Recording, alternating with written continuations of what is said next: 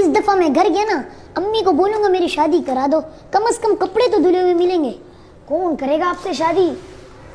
कौन करेगा मुझसे शादी? क्यों, मैं कोई मर्द नहीं हूँ?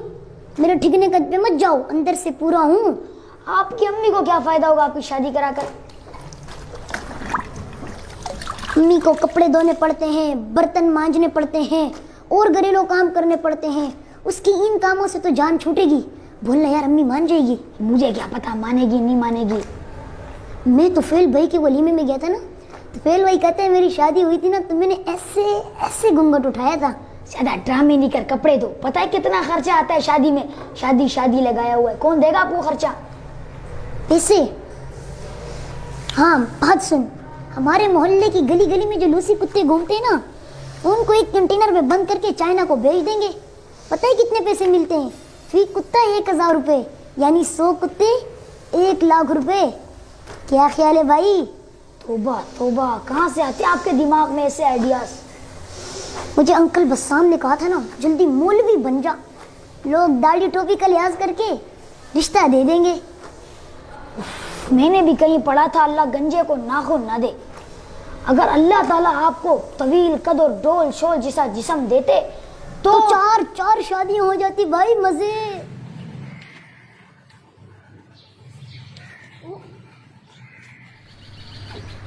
अबे यार, आप यहाँ बैठे हो? वैसे भी दूल्हे के कितने मजे होते हैं, नए कपड़े, नए जूती, नई शेरवानी, फिर उसको लोग हार पहनाते हैं, फुल प्रोटोकॉल होता है बाबू। हाँ, और 1 महीने बाद कोई पूछता भी नहीं है। जब खर्चे बढ़ जाते हैं तो पूरा करना मुश्किल हो जाता है। शादी न करना यारो, तुमको बता रहा हूँ, आफत गले लगी है, उसको निभा रहा हूँ। टंग टंग टंग टंग टंग। अबे वो काम अल्लाह ताला का है। जब बच्चे होते हैं तो पैम्पर्स और दूर का इंतजाम अल्लाह कर ही देता है, लेकिन दूल्हे के जो दखरे होते हैं ना, वो देखने लायक होते हैं। यार दिमाग नहीं का, चुप हो जा, अभी जाके मैं तेरी उस्ताद को शिकायत। अबे यार, मैं तो मजाक कर रहा था, आप इतनी जल्दी नाराज हो गए, खामखा में मेरी शिकायत लगा दी।